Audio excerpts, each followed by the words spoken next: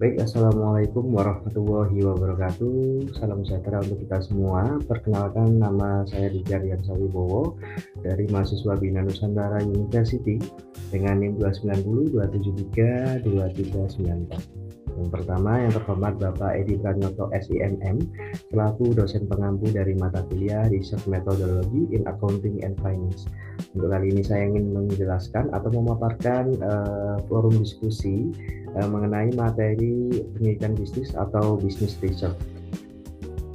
Pada materi kali ini ada studi kasus yang diberikan oleh Bapak Edi Pranyoto, di mana sejak diberlakukannya PSAK 73 tentang sewa, perusahaan wajib mengakui aset hak guna atau yang biasa disebut right of use asset dan liabilitas sewa. Kemudian PT Graha Properti Nusantara selaku perusahaan real estate yang banyak menggunakan skema sewa alat berat dan kantor merasa keberatan karena laporan keuangannya menjadi terlihat lebih berutang setelah implementasi atau diterapkannya PSAK 73 ini. Kemudian manajemen khawatir hal ini akan menurunkan penilaian kredit perusahaan dan membuat investor enggan menanamkan modalnya di perusahaan ini. Namun auditor eksternal ini berpendapat lain yang berpendapat bahwa aturan baru justru meningkatkan transparansi keuangan.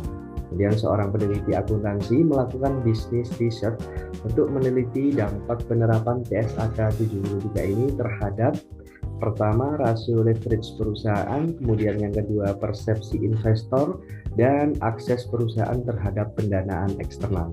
Kemudian data dikumpulkan dari laporan keuangan perusahaan properti sebelum dan sesudah PSAK 73 ini diterapkan, serta survei terhadap analis pasar modal. Kemudian ada 4 soal yang dimana mengapa kasus ini termasuk business research dalam bidang akuntansi.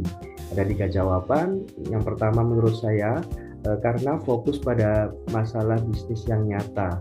Pada PT Graha Properti Nusantara ini menghadapi isu strategis seperti laporan keuangan terlihat lebih beresiko setelah implementasi PSAK 73 ini berdampak pada penilaian kredit, persepsi investor, dan juga kemampuan memperoleh pendanaan. Kemudian yang kedua, menghasilkan informasi untuk pengambilan keputusan manajerial yang dimana hasil penelitian ini akan membantu perusahaan menerapkan atau menetapkan strategi keuangan, presentasi laporan keuangan, dan juga komunikasi dengan investor. Kemudian yang terakhir, berada dalam domain akuntansi. Penelitian terkait standar akuntansi PSAK 73 ini khususnya, kemudian penyajian laporan keuangan, serta pengaruh terhadap rasio akuntansi dan juga keputusan investor. Kemudian soal nomor 2, bagaimana atau metode penelitian apa yang sesuai untuk menganalisis dampak PSAK 73 ini?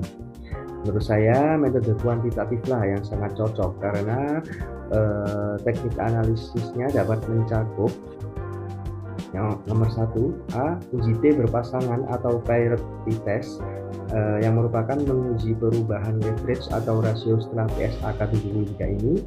Kemudian yang kedua, difference in difference atau DID, yang dimana apabila dibandingkan juga dengan perusahaan yang tidak segera menerapkan PSAK in early adoption. Kemudian yang C atau yang ketiga ini regresi panel data, yang dimana menguji pengaruh PSAK 73 ini terhadap leverage, nilai perusahaan, dan akses kredit dengan kontrol variabel lain. Kemudian nomor 3, apa manfaat yang dihasilkan dari penelitian ini bagi manajemen dan juga investornya? Bagi manajemen sendiri ada 4 manfaat menurut saya. Untuk yang nomor 1, manfaatnya yaitu menilai dampak nyata PSAK 73 ini terhadap kinerja keuangan. Kemudian yang kedua, membantu strategi komunikasi ke investor dan kreditur. Kemudian 3, mengoptimalkan keputusan penggunaan sewa versus beli aset. Dan yang terakhir, manfaatnya bagi manajemen yaitu menyusun negosiasi ulang terhadap kontrak sewa atau pendanaan. Dan juga bagi investor sendiri juga ada manfaatnya.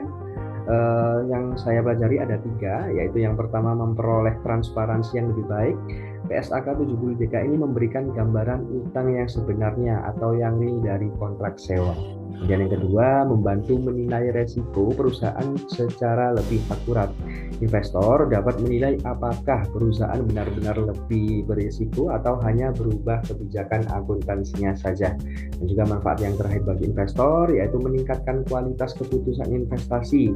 Hasil penelitian ini memberikan edukasi kepada investor bagaimana tentang interpretasi rasio baru pasca diterapkannya PSAK 73 ini. Kemudian soal yang keempat, soal yang terakhir, bagaimana prinsip-prinsip ilmiah dalam penelitian bisnis membantu menghindari keputusan berbasis intuisi atau bias, terutama dalam lingkungan VUCA atau VUCA. Lingkungan VUCA ini yang bisa disingkat atau dalam singkatannya volatility, uncertainty, complexity, ambiguity, yang membuat keputusan yang didasarkan pada intuisi atau dugaan menjadi sangat beresiko. Kemudian ada pun penerapan prinsip ilmiah dengan cara sebagai berikut. Ada 6 cara secara singkat. Yang pertama berbasis data atau evidence based, kemudian yang kedua objektivitas, yang ketiga replikasi dan validitas, kemudian yang keempat analisis sistematis, kelima prediktabilitas, kemudian yang keenam mengurangi ambiguitas. Sekian presentasi atau penerapan studi kasus dari materi pendidikan bisnis ini. Sekian, saya apabila ada kurangnya, mohon maaf. Selamat sore, salam sejahtera.